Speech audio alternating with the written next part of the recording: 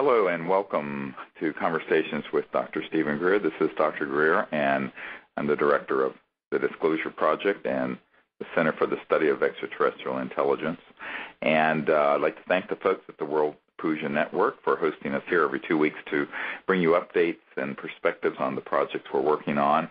And I have with me today Dr. Ted Loder, who's our science advisor and is on the board of CSETI and the Disclosure Project, and he's going to be discussing with me the prospects for new energy breakthroughs in the 2012 and the path forward into a new and sustainable future on this planet. So thank you for joining us, Dr. Loder. Well, you're sure welcome, and Happy New Year to our listeners. Yes, indeed. Happy New Year. Well, so here we are in 2012, and we're approximately 105 to 110 years into an era when we could have had free energy, energy from the quantum vacuum, and been off of fossil fuels and ended poverty on this planet. So what we're going to be talking about today is the state of the world as it is and what we've got to do to get into the future that's awaiting us. And when I say it's awaiting us, it's because it's actually already here.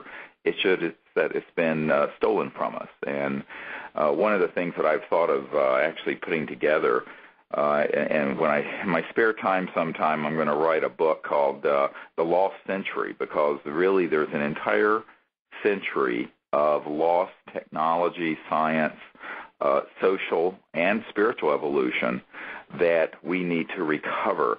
And I think this is a shocking concept for a lot of people. A lot of people think that when they hear about the sort of things that Dr. Loder and I talk about, it sounds very futuristic. It's sort of like the Jetsons or something. But in reality, we're talking about technologies that already exist, that have been classified or suppressed or bought up, and at times people have been murdered to keep these things quiet. I've suffered a great deal of these sort of interventions, up to and including, but not quite yet, being murdered.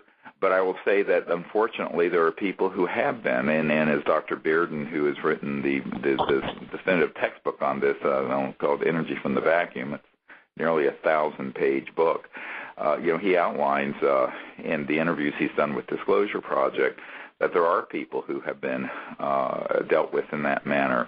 And the question always becomes, well, who is behind that, and why don't we have these sciences? And it's basically exactly what Eisenhower warned everyone about, and that's that there is a very well-organized military-industrial complex, the operative word here, complex.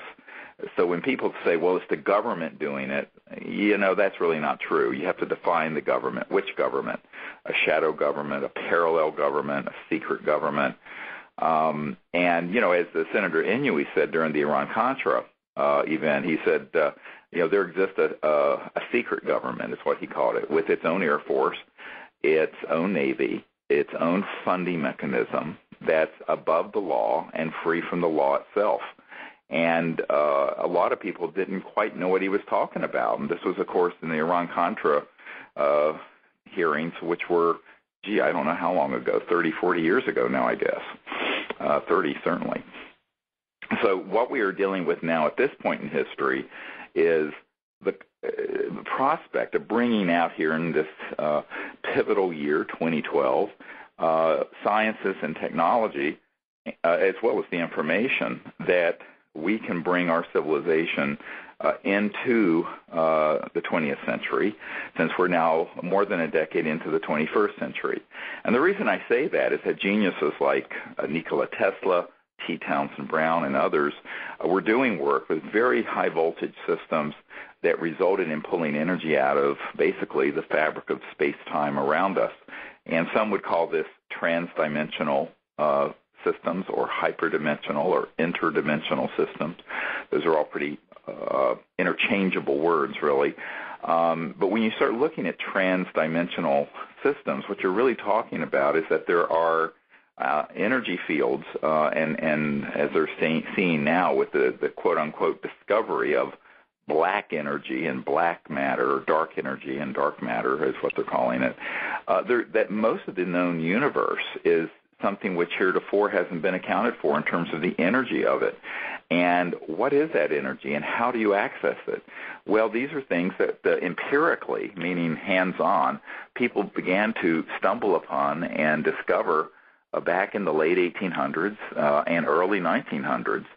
And the scandal in all this, of course, is that the oil cartels and the big financial interests and others have worked very hard to suppress these breakthroughs, ridicule them, marginalize them, and keep them from widespread application, and that this is really something that needs to change. And it's not just a technological issue, it's really a moral issue, an ethical issue, that we not allow the world to be destroyed, and that we not allow so much human suffering and poverty to continue when the solutions for many of these huge problems have been invented by geniuses that have existed already on Earth, and who, through the mind of this creative aspect of the spark of consciousness, have come upon these discoveries.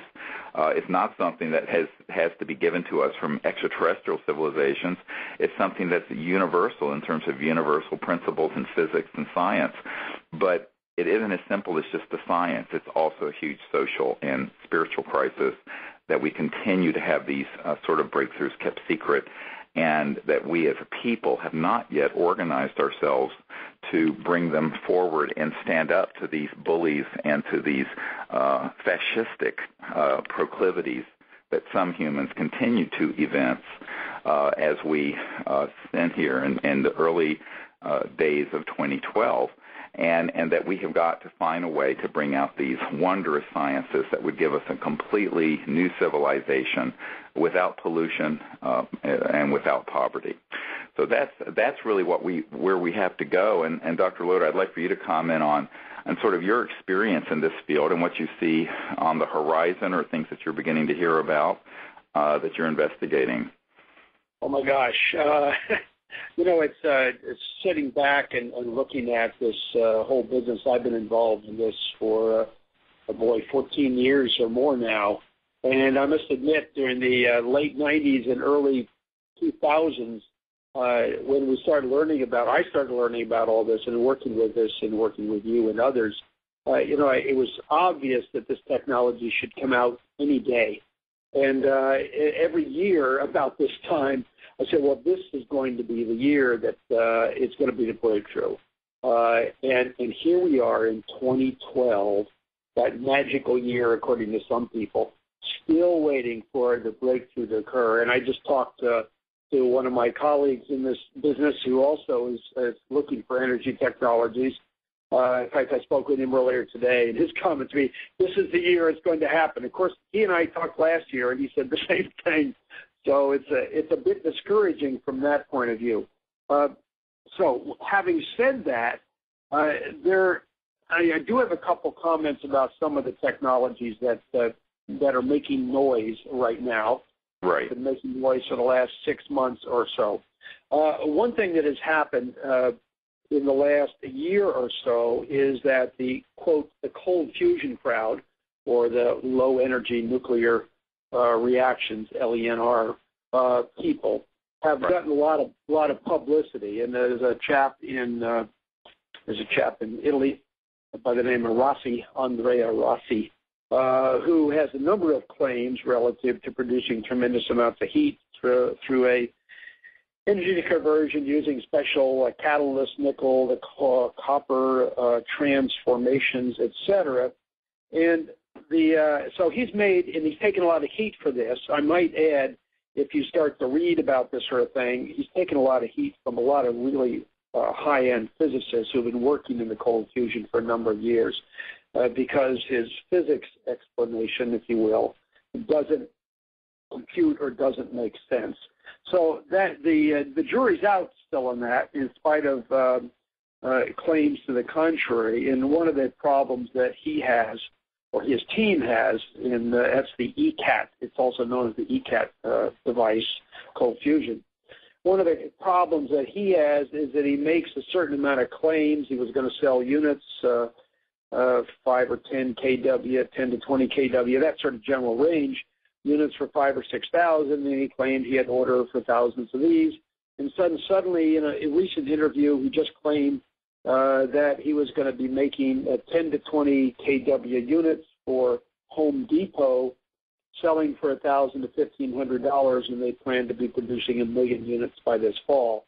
Well, most of us who sort of observe this field feel that that's probably a pretty far reach, and we don't see how you can take a hot water generator, which is what cold fusion is doing, and produce that kind of kilowatts of energy, excess energy, and price it at $1,000 to $1,500. The cost of making heat into electricity, just the materials cost to be able to do that technology. Well, yeah, and for this whole discussion, I mean, without getting into the weeds on something that's perhaps bogus, which I think is a waste of our time, frankly, is the sort of reason why the Orion Project.org has said, look, if somebody has a technology, we have a leadership team that can bring it out, but it's going to have to go through the vetting process. It can't be these sort of assertions without taking it to people who we've identified,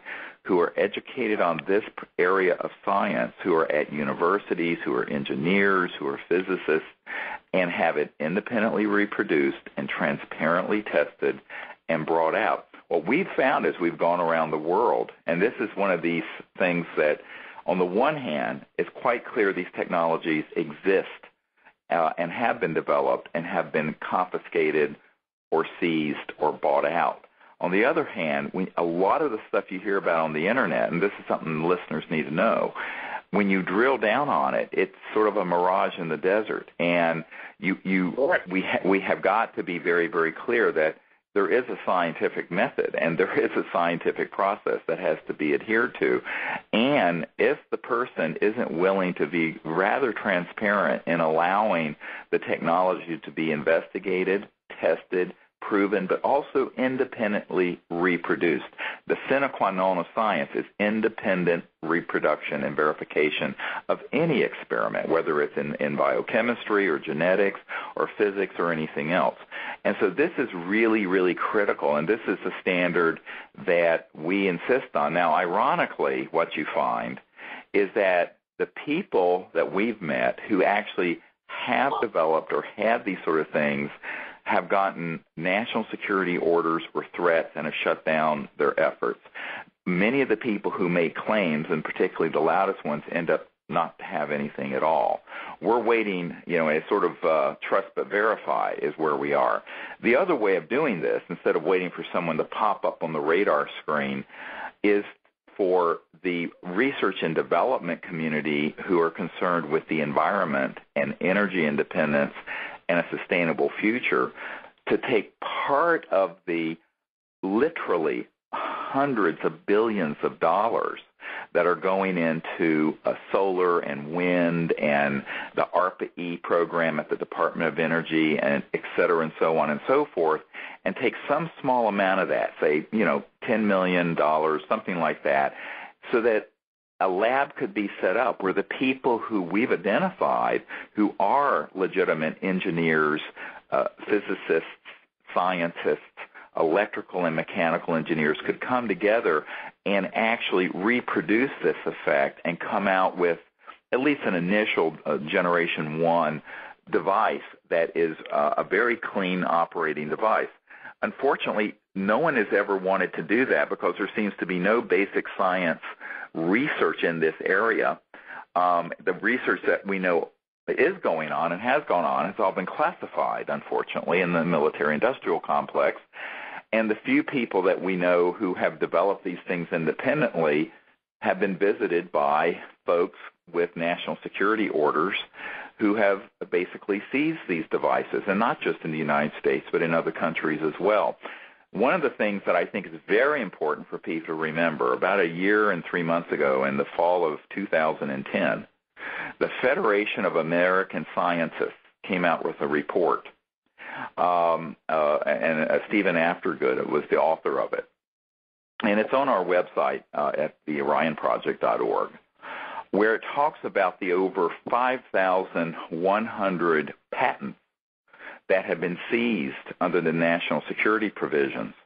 And in this report, he talks about how in 1971, because they couldn't get information on many of the things that had been seized, but going back 41 years now to 1971, he spoke about a solar photovoltaic generator, and that's a generator that takes the sun energy, turns it into electricity, is what photovoltaics are, that was 20% or more efficient.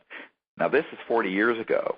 I have a photovoltaic farm at my house in the country, and ain't nowhere near 20% efficient, I'll guarantee you that. The solar panels you can buy now.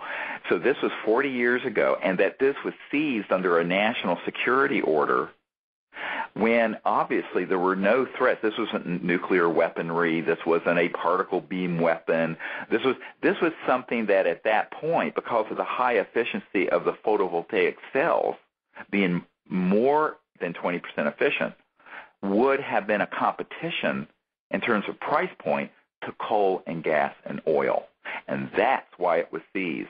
And in this report, it says it's hard to see how this would be something to benefit the national security. In fact, our national security is obviously harmed by our being so dependent on oil from the Mideast and the Persian Gulf states, and where our whole economy is held hostage, and where we spend $1 trillion a year on a war machine having a presence over in that part of the world. So not only is it not in the interest of the national security of the United States and its people, it actually harms our national security that we are so dependent on fossil fuels and on coal, because the coal, even if it's domestic, is doing enormous damage to the environment to both mine it and to burn it. So the question becomes, who really is making this kind of a decision? Well, it isn't the President of the United States, and I can guarantee you no member of Congress or anyone in the White House knew of the seizure of this very efficient photovoltaic system that was seized, according to the Federation of American Scientists, a very mainstream scientific group, 40 years ago. 40 years ago. So you look at that and you go, my God, what would happen to someone who came up with a free energy generator that's pulling energy out of the fabric of space-time? Well, they'd come after that person like a pack of rabid Rottweilers. And that's what's happened. There's a man that, Ted, you know who I'm referring to, I don't want to wish his name publicly, who back in the 1970s, after studying with one of the most brilliant scientists in this area at the University of Washington, who had worked with the Montauk Project and other top-secret projects, had started a company dealing with trans-dimensional physics and had developed such a device. And in came the jackbooted thugs. They had an all-access pass. They had a national security order. And they seized his technology and said, look, this technology is going into a vault, and you're working for us now. And almost 40 years later, this man is still working in an underground SCIF, a secure communication intelligence facility, working for part of the secret government through a contractor. And when he tried to come forward in 2010, less than 2 years ago, to deliver to us one of these free energy devices that would pull energy out of the atmospheric electromagnetic high voltage systems, he was visited by a former CIA director who had been working with Booz Allen Hamilton and was threatened, and his wife was threatened. And he basically said, I can't do this for you. So this is something, this is not, I want everyone to hear this, this is not a conspiracy theory. So put aside the bogus things that you may hear about on the Internet. These are real things. And in fact, Dr. Loder, you visited this facility that was storing the Stan Meyer equipment, which another group that had more money than we did got. We don't have it. A lot of people think we somehow got the Stan Meyer equipment. We did not get it. Another group that no one's ever heard from since got it. But before that collection was sold to this other group, you went out there with our team and saw a toroidal, a donut-shaped electromagnetic generator that was a free energy device that had a national security order on it for decades. That's correct. In fact, there were a number of variations of that same theme that Stan Meyer had developed.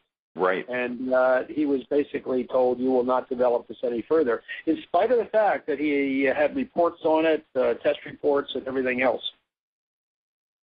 Well, it's because he had it. In other words, what I have found is that once any of these systems become operational, because the national security state is so wired into everyone's business, no one's going to be able to keep it a secret. I don't care if you're in the Amazon jungle. And here they come. Murder Incorporated shows up and does this.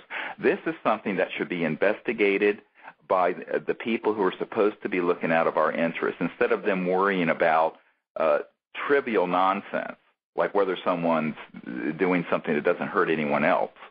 I hate to sound libertarian, but I don't really care if someone, wants to smoke a joint. I do care if somebody is killing people who are inventing technologies that could save the world. And, I think people are getting fed up with this nonsense, quite frankly. And what's happened is that people like Stan Meyer, who most people associated with the water car, the car that was running on water, which it was, but they don't know he had this other stuff. And the reason they don't know is that he was under a national security gag order. And, in fact, Ted, you met with a man who knew of that personally, who went to this storage facility with you.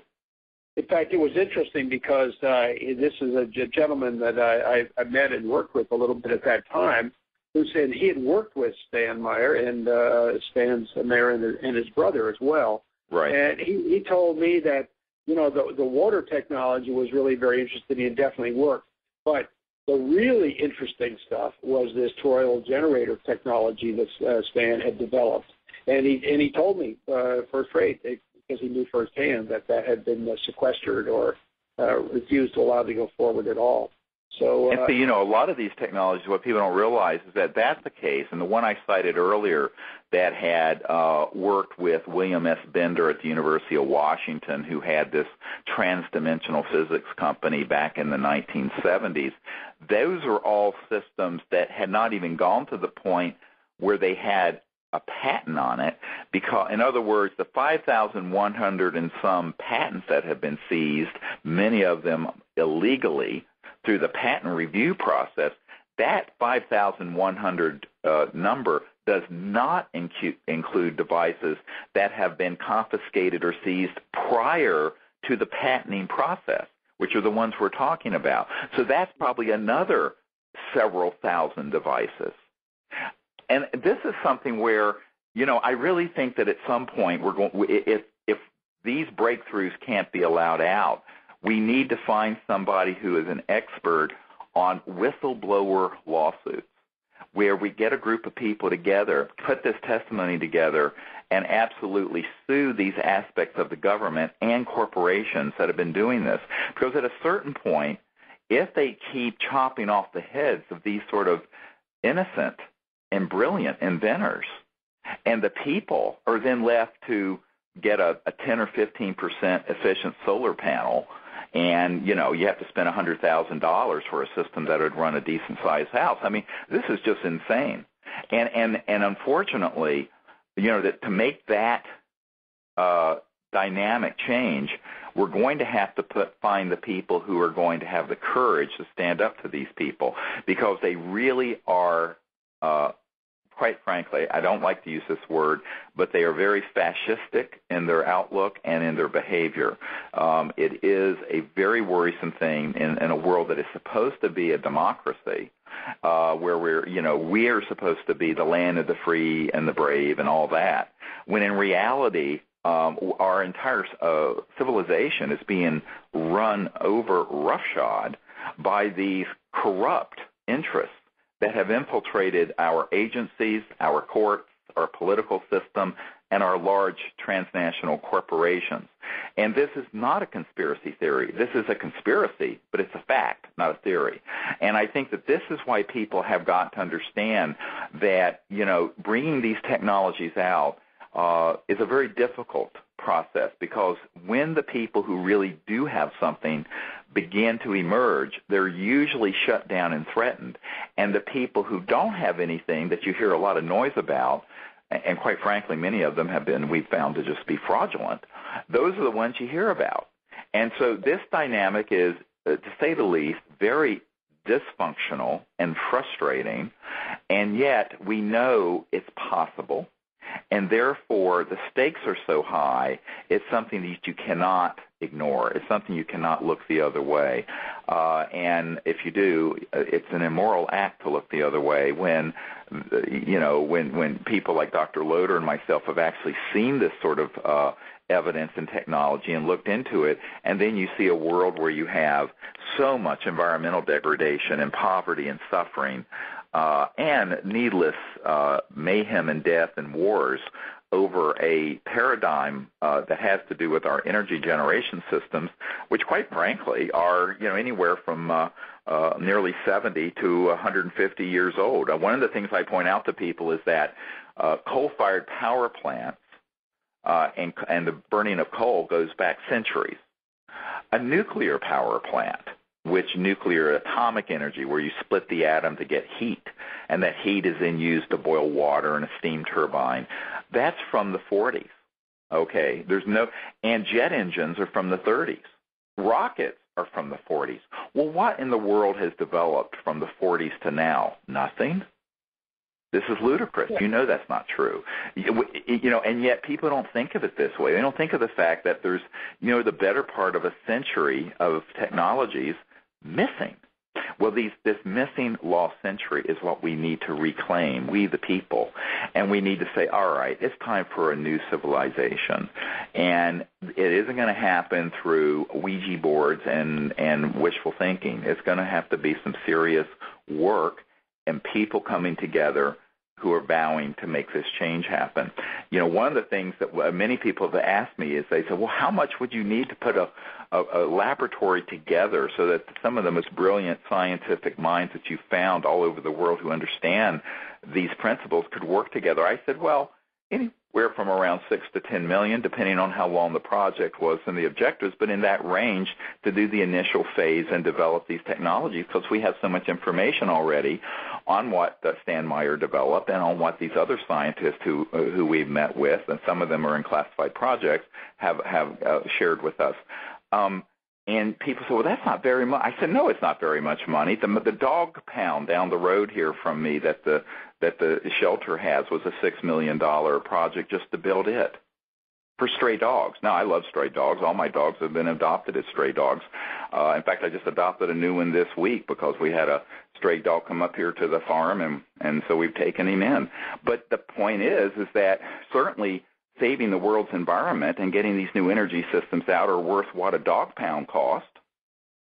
And yet, the government will not provide grants for this, and no private foundation or individual has. And this is what's rather shocking, actually, is that, this subject has been marginalized and is off the radar scope so far that here we are without the means to do what should be a very minor research and development project. And so we need to find a way of doing that, and so we're still working and looking into how that can happen.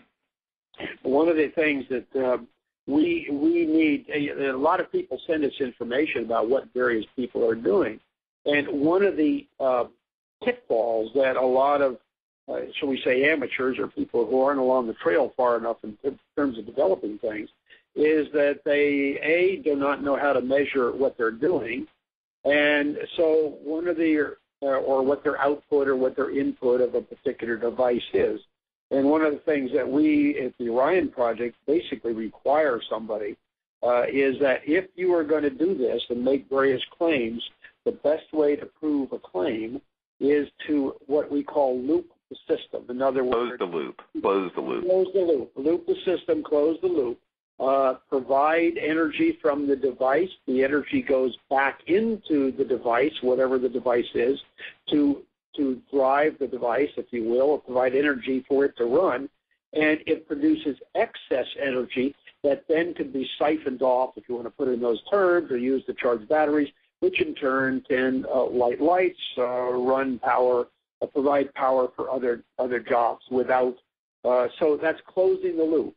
And a lot of people don't seem to understand this, and yet if you close the loop and the device sits on the countertop, not plugged into the into the main system, into the wall, if you will, what have you, it's very easy to demonstrate and scientifically measure what's going on, because you can measure, and particularly once the device runs for hours to days or longer without running down batteries or anything else, then you've really proven that you've reached the goal of producing something that can be useful in the real world. And that's really a criteria.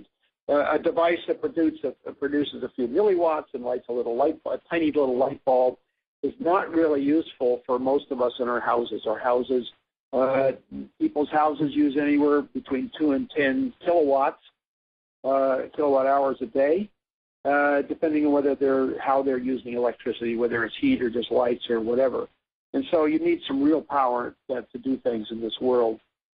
Yes, and of course, if it's a small prototype that can be scaled up, that's certainly acceptable. What isn't acceptable is if somebody that makes a claim and then that cannot be vetted and tested or reproduced. Now, one of the reasons I keep referring to this, the need for reproduction, is that we have gotten to know some scientists who really aren't that well trained in the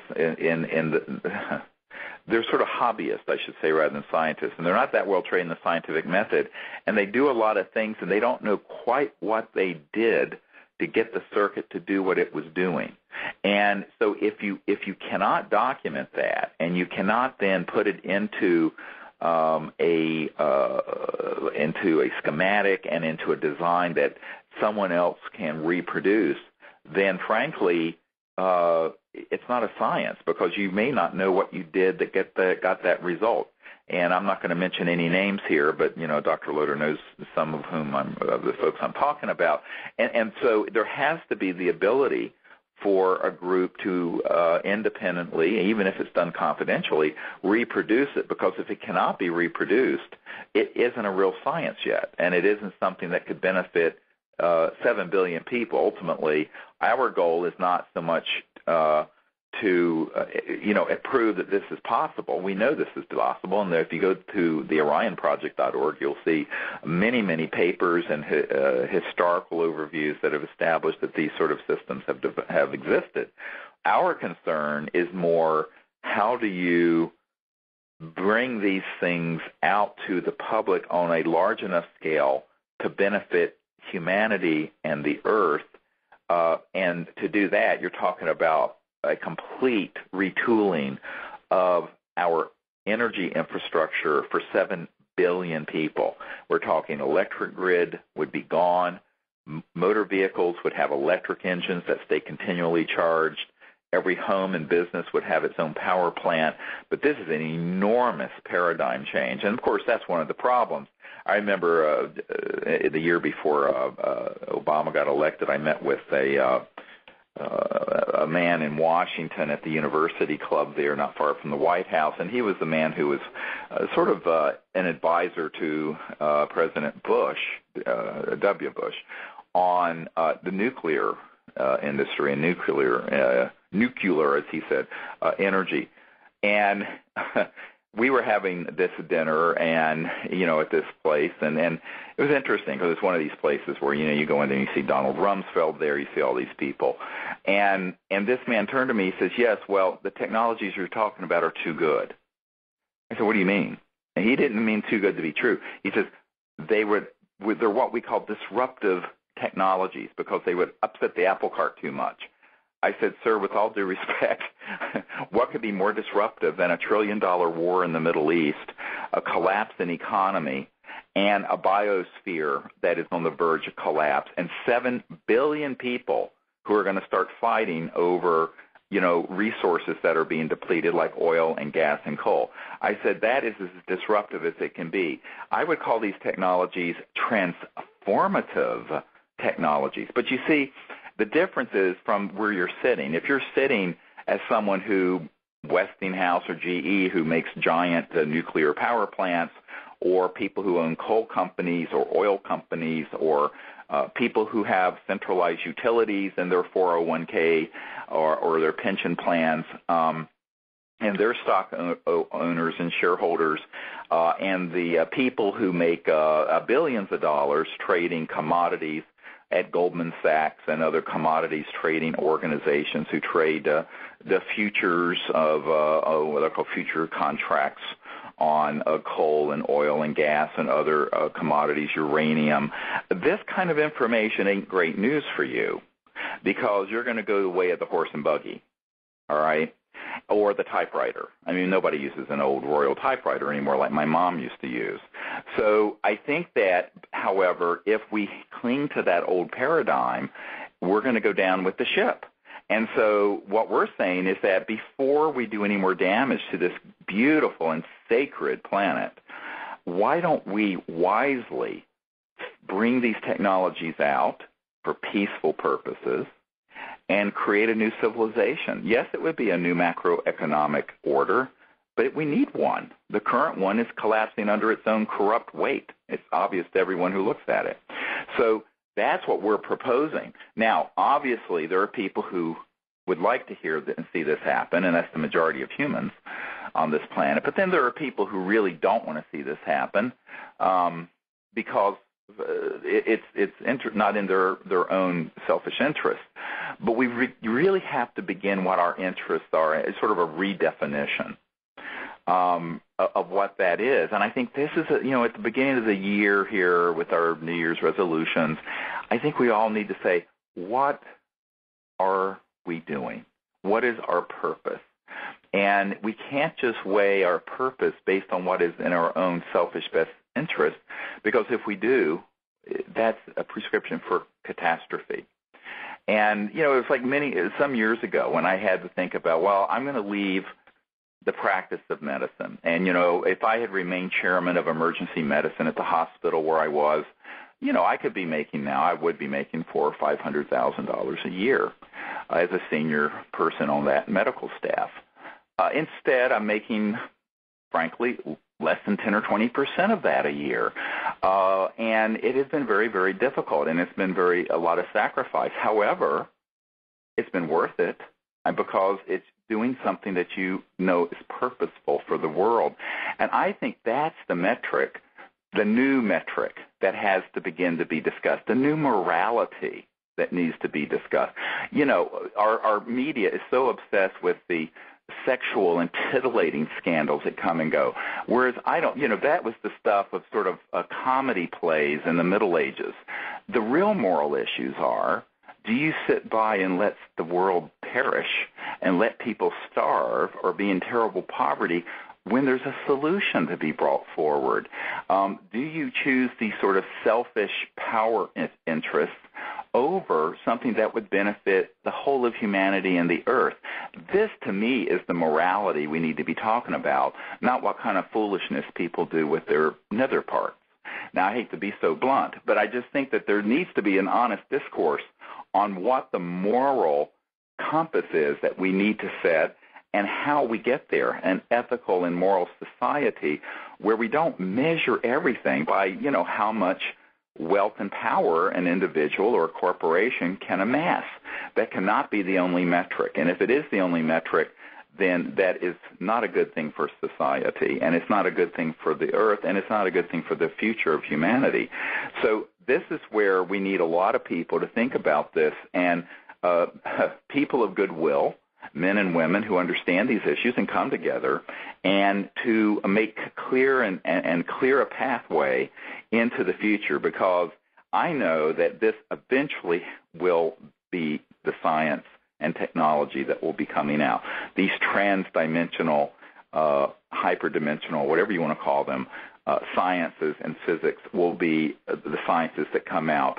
And then after that, what will be really the big breakthroughs will be the sciences involving consciousness and thought and the interface where all of that comes together, which, of course, is what we use in our contact protocols at cseti.org, cseti.org. And so I think that, but, we have to put all of these elements together. We have to disclose the information. We have to bring the technologies forward. We have to make peaceful contact with our interplanetary and interstellar neighbors.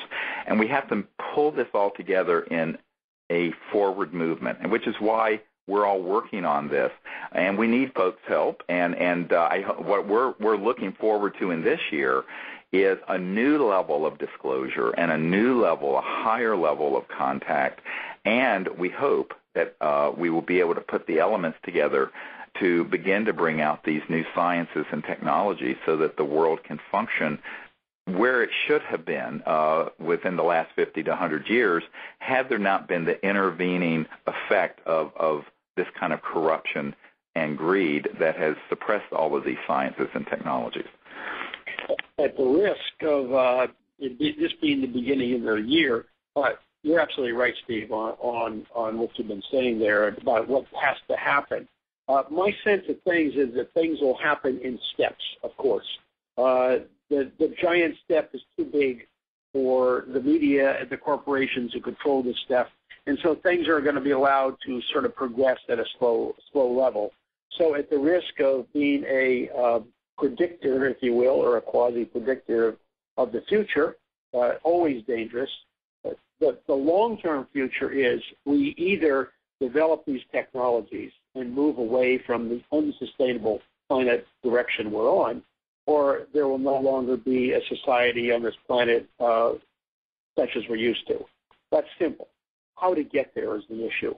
So let me make a couple predictions here.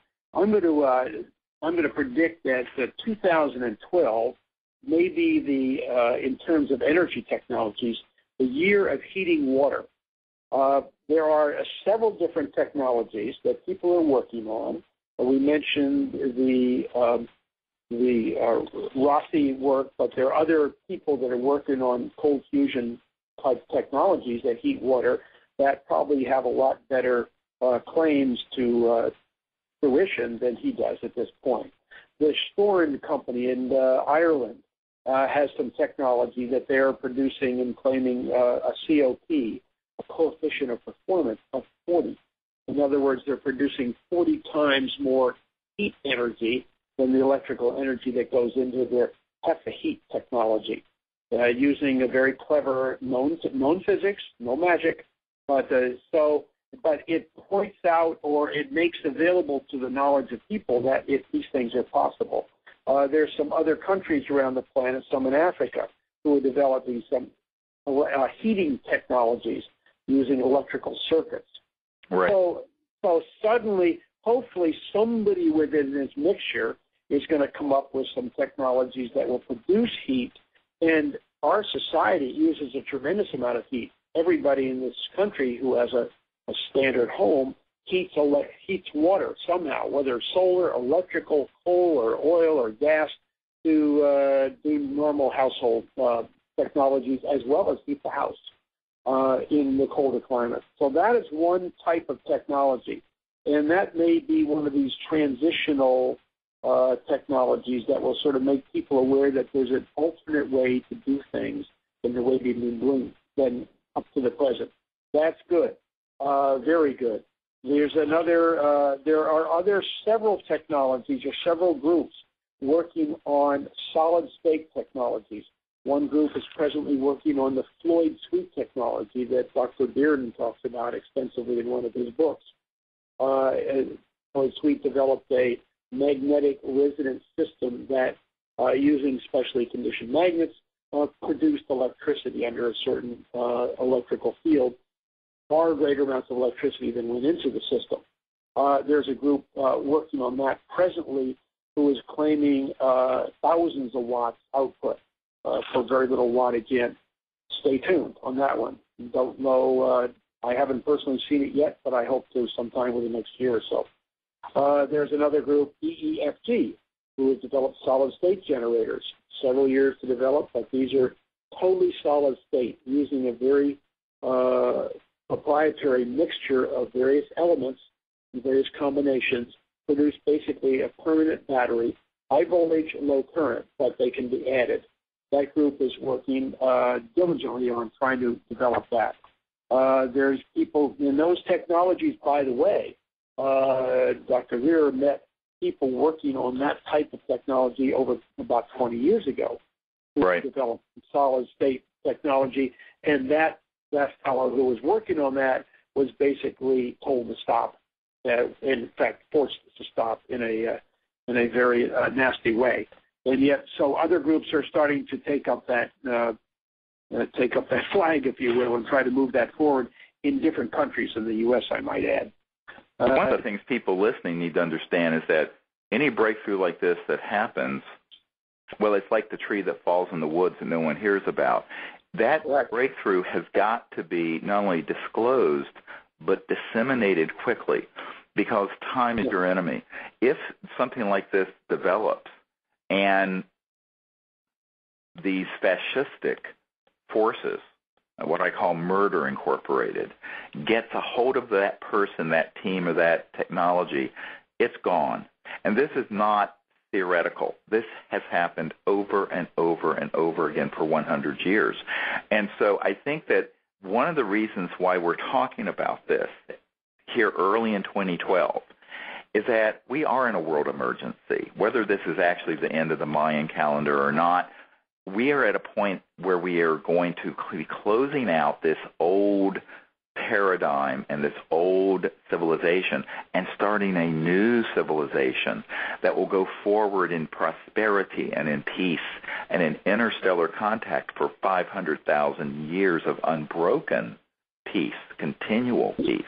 But you cannot do that with the macroeconomic social injustice system we have today that requires the majority of the world's population living in poverty. Let's think about this for a moment. If the 7 billion people on Earth live like we do here in the West, or as the aspiring people in China and India would like to live, we would be out of fossil fuels very quickly, long before we would end up destroying the entire atmosphere and melting both polar ice caps in a cataclysmic geophysical catastrophe. And that's why bringing these technologies out is one of the most pressing concerns.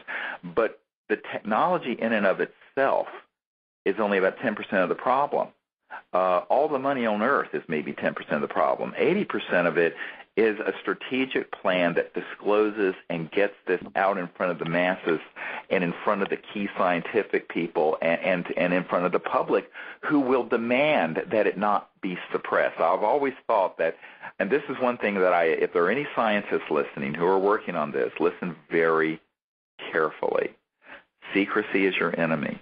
You think you're protecting your intellectual property by keeping it quiet. You're not. You're actually giving the advantage to the people who at the right time, when you get your breakthrough perfected, are going to swoop in and confiscate it or shut it down, shut you down. Absolutely. And so everyone needs to understand that the public, and with the Internet and social media and Facebook and Twitter and all that, this sort of information, if it can be verified, so you have to have the system working, then you have to verify it, test it, and reproduce it. But then at that instant, even before you talk about manufacturing, you go to a massive disclosure of the information. Now, how do I know that? Because 10 years ago, we collected over 100 top-secret military and corporate and intelligence witnesses to the UFO subject, put them together very carefully, had an event at the National Press Club, which you can see online at disclosureproject.org, and disclosed that information in something that at the time was the most watched event in history at the National Press Club in Washington, D.C., and was the most watched news event in the history of the Internet at the time. We can do the same thing with these technologies, but it cannot happen before there's independent verification and independent reproducibility of the system. But it has to happen quickly. We are set up to do it. This is why we have the Disclosure Project, also why we have the Orion Project.org, is so that when this moment happens, and we will be counting on you, everyone listening, to be part of that, if you will, sort of a global Tahrir Square, a sort of a global springtime where everyone will announce to everyone else that we are now liberated from the slavery of the macroeconomic system and oil that's destroying this planet. And we will need everyone to be ambassadors of peace and activists in this regard. But we have to get to that initial point first, where there's a science or a technology that's operational, not theoretical, but operational, that we can then launch. But that's what we're setting up and have been setting up for a number of years. And we think that that's really important, because if most scientists and most inventors and even investment groups think, well, if we build a better mousetrap, the world will be a path to our door, no problem. What they're leaving out of that are the special security, national security, international security, macroeconomic implications of such a breakthrough. And with that comes all of this pressure and all of these, quite frankly, illegal activities, where we can have a photovoltaic generator from 40 years ago seized illegally by our patent office and kept secret, when all of us could have been having free solar power for the last 40 years. This is outrageous, and it isn't going to change until we, the people, say it's time for a change. Absolutely. And it's interesting that you've mentioned the Disclosure Project several times here in our discussion, and it's interesting that one of the major reasons why the ET subject, or the extraterrestrial subject, has not been disclosed by the powers that be, is that it would immediately validate some of these technologies. Right, and of course that was explained to me about 20 years ago, before I briefed the CIA director, Clinton's CIA director, on this. I started drilling down on this. I thought, well, isn't this a great thing? Why isn't it all known? And someone said, look, you cannot disclose that the UFOs are real and that the extraterrestrial visitations are real without the scientists saying, how are they getting here? When that is asked and then people come forward with the answers, it's the end of oil. It's the end of gas. It's the end of the petrodollar. It's the end of public utilities. It's the end of the internal combustion engine. It's the end of jet engines, rockets, nuclear power plants, all of it gone. Think about it. That's a great thing for the planet, but, that's a multi-trillion-dollar statement I just made. And for that, a lot of things have been done to maintain the status quo. And, the other thing that was interesting about this meeting with Bush's advisor on nuclear power and energy that I had before Bush left office is he said, no matter whether someone's left or right or moderate or libertarian or whatever, when they get into the Oval Office, they all govern conservatively. He didn't mean from a political point of view, but from the sense of the word of not wanting to change. Because something like this rocks the boat more than the change that they want to manage will be. In other words, it's just too much change. I remember years ago our military advisor had a meeting with an admiral who was in charge of CONUS, Continental United States Security, and they were talking about this. And the admiral said, yes, you're absolutely right. This does exist. The problem is I don't want to manage that change. It's too big of a change, and no one else does either. I just want to get out of this command and go fishing at my ranch in Wyoming or wherever it was and be done with it. So unfortunately, it does take a lot of courage to want to take on a change this big, but this is the big transformative change that has to happen. Disclosure, open contact, and new energy for a new world. That's what we're all about. So. And that's what this year has to really exponentially increase the potentiation for. And hopefully, 2012, as we said, predicting the year is difficult, but maybe, hopefully, this is what the changes will be this year. And by the way, we aren't the only group speaking of this and talking about this. I read a blog just today by George Urey, who is a commentator on the economics and whatever else. Right. Commenting on what he calls the WebBots project, where they search the web for future trends, saying that they expect things, major happenings to occur in the early March period, the first week of March. And he's suggesting that maybe, not necessarily, but maybe, that's when the secrets are revealed about the ETs being here, cast in stone.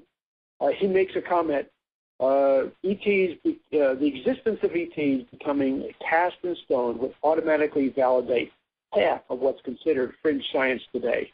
Right. People will suddenly start making major discoveries in the power area, you and I know that it won't be making discoveries; it will be rediscovering discoveries that. Right. It's really the great unveiling. It's really the unveiling of what is known already, and that's what's really the good news to people who often get so despondent over the state of the world. I say, look, yes, things are in a very great state of flux and dysfunction, frankly, but the good news is the sciences, the technology, the information, even the consciousness and spiritual knowledge that's been coming forward through the World Puja Network and the Vedas, all of that exists on Earth today. It's all here. All the seeds are ready to sprout and are sprouting for an entirely new civilization on Earth that will become an interstellar civilization. And that's what's exciting, and that's what people need to realize. It doesn't happen by itself, and the ETs aren't going to land on the White House long and make it happen. We, the people and the children of Earth, have the primary responsibility of that. Our friends from other star systems stand ready to assist, but we've got to be the prime movers, and that's what we invite everyone to do. On that note, those people who are interested in going out under the stars and making contact with us and learning how to be an ambassador to the universe, we're going to be on the Gulf of Mexico at Marco Island in April. And if you go to cseti.org, you can see more about that. We're going to have an expedition out there on the beach, a small group, probably around 20 to 25 people. And so if you think you can take time off, you're invited to join us for that.